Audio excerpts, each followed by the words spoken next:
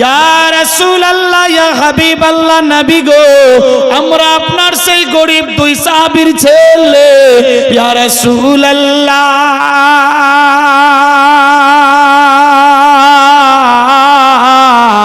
আজ দিয়ে 3 দিন হয়ে গেছে আমাদের বাড়িতে চুলায় আগুন জ্বলেনি ইয়া রাসূলুল্লাহ আব্বা জান বাড়িতে নাই একদিন পেরিয়ে দ্বিতীয় দিন হয়ে গেল আম্মি জানকে বললাম মা গো ক্ষুধার জ্বালা আর সহ্য করতে পারছি না বাড়ির মধ্যে যদি কোনো খাবার থাকে ব্যবস্থা করো আম্মি জান আমাদের দুই ভাইকে কোলে নিয়ে গালে মুখে চুম্বন দিয়ে আদর যত্ন করে আওয়াজ তুললো বেটারা রে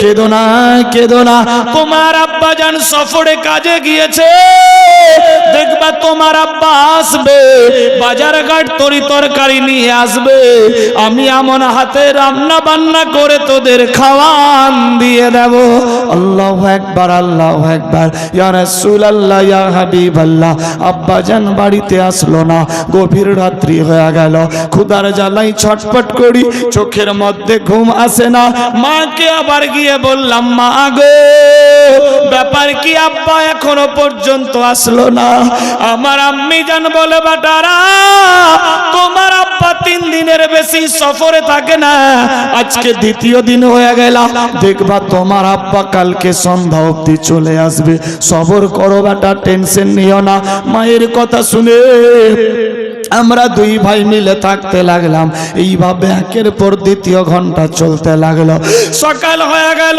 দুপুর হয়ে গেল আব্বা জানের কোনো খবর নাই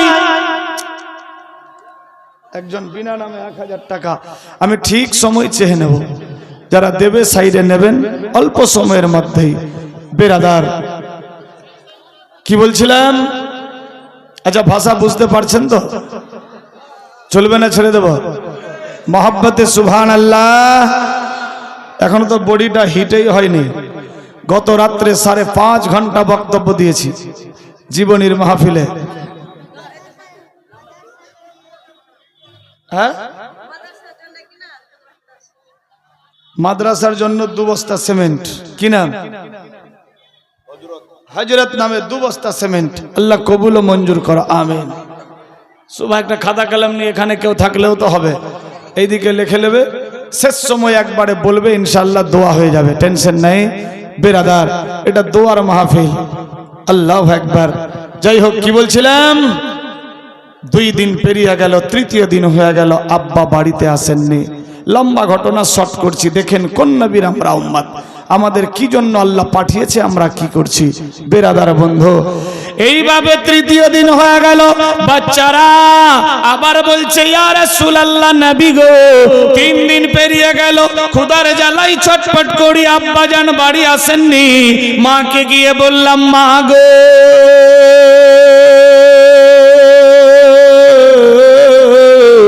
আব্বা জান বাড়ি আসলেন না কারণ কি জানতে চাই আমার আম্মি জান বললেন বেটারা আজ দিয়ে 3 দিন হয়ে গেছে দেখবা আগামীকাল তোমার আব্বা ঠিক 7 সকাল চলে আসবে আমরা দুই ভাই অপেক্ষায় থেকে গেলাম গভীর রাত্রে ঘুম আসছে না ক্ষুধার জ্বালায় ছটফট করি কিন্তু মায়ের জবান মোতাবিক থেকে গেলাম সকাল হয়ে গেল ইয়া রাসূলুল্লাহ ইয়া হাবিবাল্লাহ আব্বা জান বাড়ি আসেননি মাকে বললাম মা গো আব্বা জান আজকে আসার কথা আসেনি মা জান বলল বেটারা টেনশন নিও না আজকে তোমার আব্বা আসবে আমরা দুই ভাই মিলে পরামর্শ করলাম মা গো যদি একটু অনুমতি দেন আমরা দুই ভাই মিলে এগিয়ে যাব মা আব্বা জানকে ওয়েলকাম স্বাগতম জানার জন্য মায়ের অনুমতি নিয়ে আমরা দুই ভাই বেরিয়ে পড়লাম রাস্তা দিয়ে চলতে আছি যেতে যেতে যেতে যেতে প্রখর রৌদ্র ক্ষুধার জ্বালা বাড়তে লাগলো পথ যেন বালুচর হয়ে গেছে গরম উষ্ণতার তাপে আর চলতে পারি না এই রকম যেতে যেতে সামনে ওই যে খেজুরের বাগান দেখা যায় ইয়া রাসূলুল্লাহ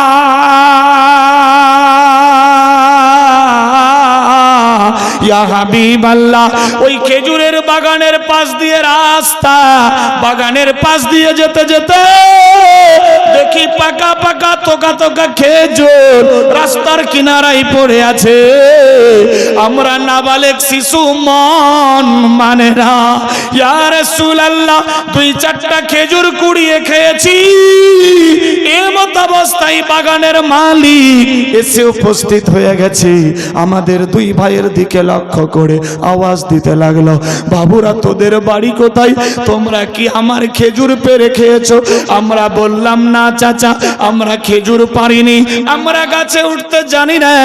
পাকা পাকা তোকা তোকা খেজুর পড়েছিল, আমরা কুড়িয়ে খেয়েছি। নবী গো, আমরা যখন এ বয়ান দিলাম, ওই বাগানের মালিক আমাদেরকে বলে, বাবুরা তোরা কার ছেলে? কোথায় তোদের বাড়ি?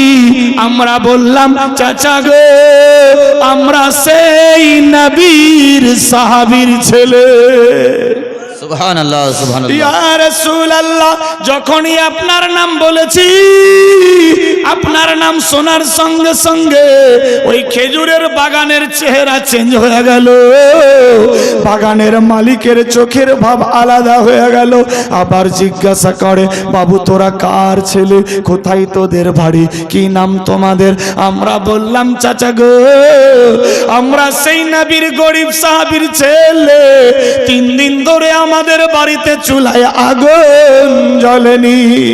ইয়া রাসূলুল্লাহ, নবী গো, যখনই আপনার নাম বললাম, ওই বাগানের মালিক নামা কারাম গাদ্দার ইহুদি নিজের হাত টেনে আমাদের 2 গালে 2 তামাচা মেরে দিয়েছে।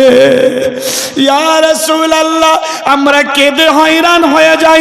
বলি চাচা কি দোষ আমাদের, কেন মারছো? কোনো কথা শুনে না।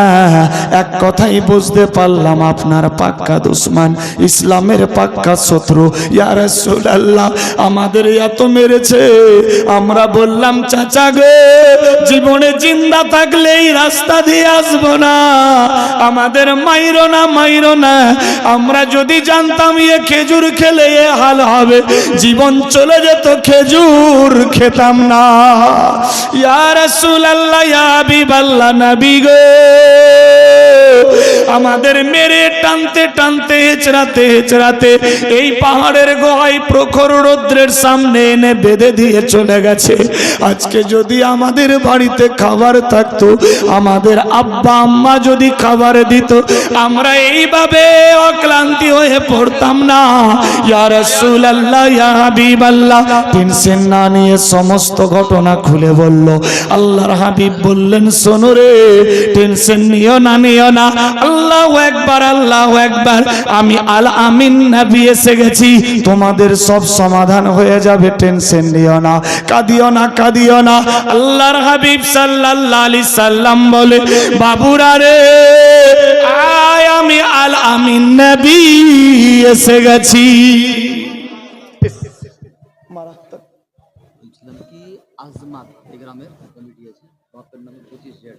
সুবহানাল্লাহ, সুবহানাল্লাহ, নারায়ে তাকবীর, নারে রিসালাত। জনাব আজমত হোসেন সাহেব 25,000 টাকার দাতা। সুবহানাল্লাহ, সুবহানাল্লাহ। চাইতে হবে আব্বুজি, বুঝা যাচ্ছে। বেরাদার বন্ধু আজমত হোসেন সাহেব 25,000 দিয়েছে। আল্লাহ তার দানকে কবুল ও মঞ্জুর করো, আমিন, আল্লাহুম্মা আমিন। যে আশা উদ্দেশ্য নিয়ে দিয়েছে, আল্লাহ প্রত্যেকের দিলের তামান্না পুরা করে। একটু দোয়া করে দিত, আমিন, আল্লাহ, আমিন, আল্লাহ গো। আল্লাহ আজমত সাহেব দিয়েছে 25,000 টাকা, একজন পুলিশ সাহেব দিয়েছে 5,000 টাকা, আরো অনেকে দিয়েছে 5,000, 10,000। আল্লাহ রিয়াজুল সাহেব 5,000, কেউ দিয়েছে 200, 100, 500, 1000। আল্লাহ কেউ দিয়েছে সাইকেল ইত্যাদি দান। আয় আল্লাহ, যে যা সানিয়ে দান দিয়েছে আশা পুরা করো। খানদান থেকে যারা কবরে গিয়েছে জান্নাতে ভরো, রিনসিন লেবাস আসবাবপত্র জান্নাতি বানাও, সবার ঘরে ঘরে বরকত দিয়ে দাও। বালা মুসিবত দূর করো, আপদ থেকে বাঁচাও, শয়তানি মাকড় থেকে রক্ষা করো, দুশমন থেকে হেফাজত করো। পাড়াপড়শি আত্মীয় স্বজন সবার সঙ্গে শরীয়তি মোহাব্বত দিয়া বসরের তৌফিক দিয়ে দাও। মাবুদ, जब तक जिंदगी तब तक तेरी जिक्र के लिए तौफीक फरमा। मरते दम तक ईमानदार बना के रख, मरने के टाइम में कलमा तैयब नसीब कराना, मरने के बाद जन्नतुल फिरदौस में दाखिला दिलाना। आय अल्लाह যারা পেরেশান আছে আসান করো, বেমার থাকলে মুক্তি করো।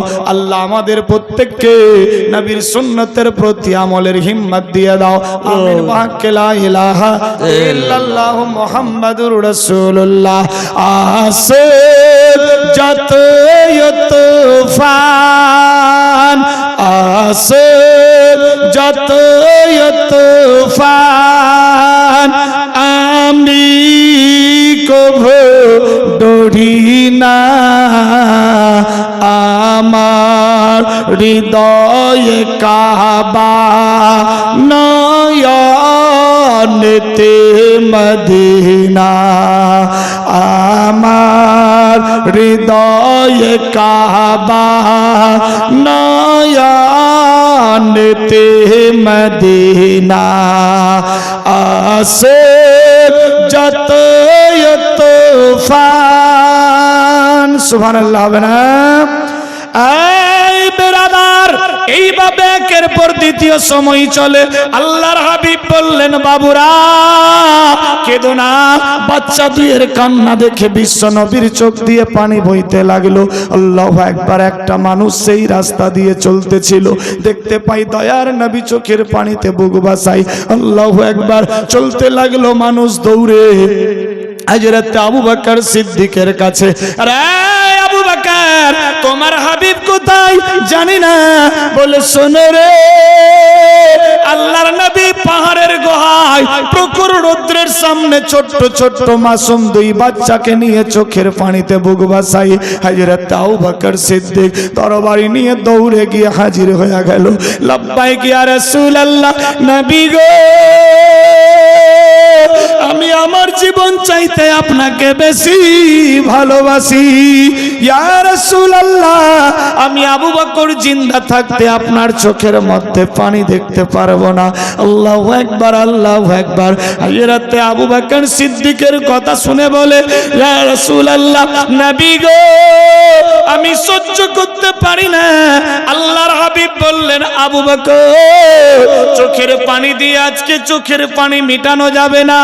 যাও যাও, হযরতে ওমর ফারুক, হযরতে ওসমান গনিকে ডেকে নিয়ে আয়। আল্লাহু আকবার। কথা চলতে লাগলো। এমত অবস্থায় হযরতে ওমর ফারুক হাতের মধ্যে তরবারি নিয়ে হাজির হয়ে গেছে। লাব্বাইক ইয়া রাসূলুল্লাহ, আসসালামু আলাইকা আইয়ুহান নবী। নবী গো, আমি ওমর ফারুক চলে এসেছে, হাতের মধ্যে তরবারি। কার ব্যথায় আপনি কাঁদছেন? কে কি বলেছে জানতে চাই।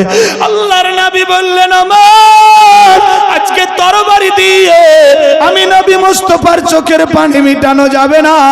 ওমর রে, যা যা ওসমান গনিকে ডেকে নিয়ে আয়। আল্লাহর নবীর সাহাবী হযরত ওসমান গনি জন্য রায়েন এক পা দুপা করতে করতে গিয়ে নবী মুস্তাফার সামনে হাজির হয়ে গেল। আল্লাহু আকবার। ইয়া রাসূলুল্লাহ, ইয়া হাবিবাল্লাহ, কি খবর? বলে, ও আবু, ও হযরত ওসমান, কি হয়েছে?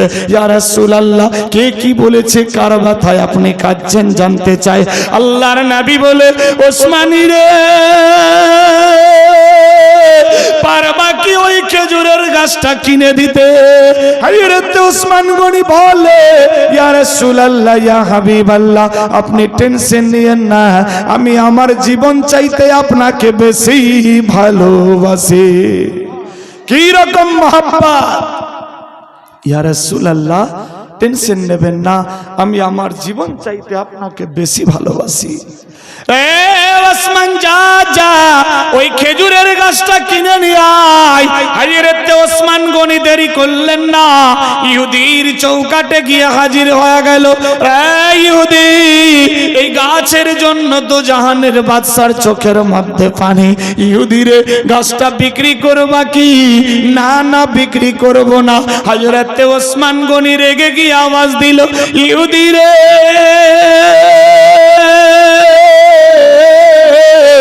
এই গাছের জন্য তো জাহানের বাদশার চোখে পানি।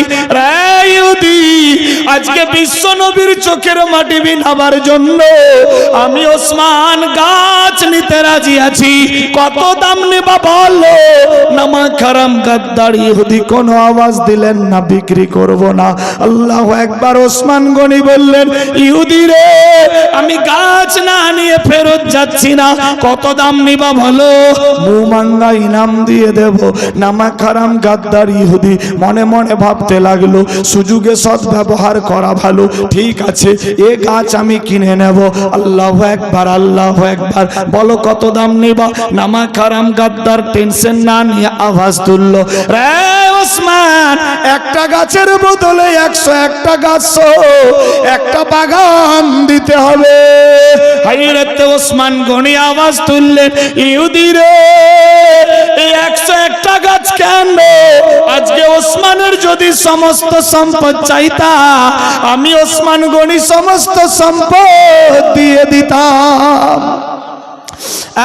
বেরাদার, 101টা গাছ সহ একটা দলিল দিয়ে দিলেন। বেরাদার, একটা গাছের দলিল নিয়ে নবী মুস্তাফার দ্বারে হাজির হয়ে গেল।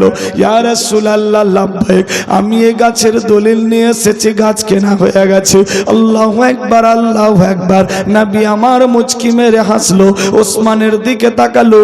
আল্লাহু আকবার। দুই বাচ্চার মাথায় হাত বুলিয়ে ওই দলিল বাচ্চাদের মুখে দিয়ে দিল। নবী আমার বলে, বাবুরা, যেই গাছের জন্য মার খেয়েছো, আজ থেকে ওই গাছ তোমাদের হয়ে গেল। যত ইচ্ছা ওই গাছের ফল খাও, আর যা খেয়ে দিয়ে বাঁচবে বাজারে বিক্রি করো। তোমার বাপের দ্বারাই সংসার মেনটেন করবা। আল্লাহু আকবার। দেখুন আমরা কোন নবীর উম্মত। বেরাদার বন্ধুগণ, सूरज का चमकना तो सूरज का चमकना तो बस ये एक बहाना है। सरकार के जलवों से रोशनी जमाना है। सुभान अल्लाह। बना सूरज का चमकना तो सूरज का चमकना तो बस ये एक बहाना है। सरकार के जलवों से रोशनी जमाना है। सरकार के जलवों से रोशनी जमाना है। कि खुद खाना नहीं खाया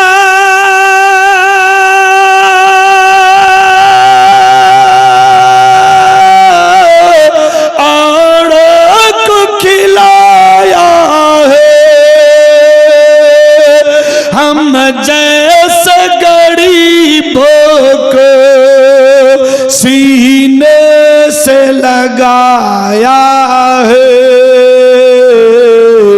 खुद खाना नहीं खाया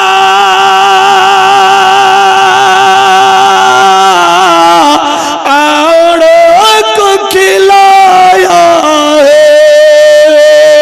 हम जैसे गरीबों को सीने से लगाया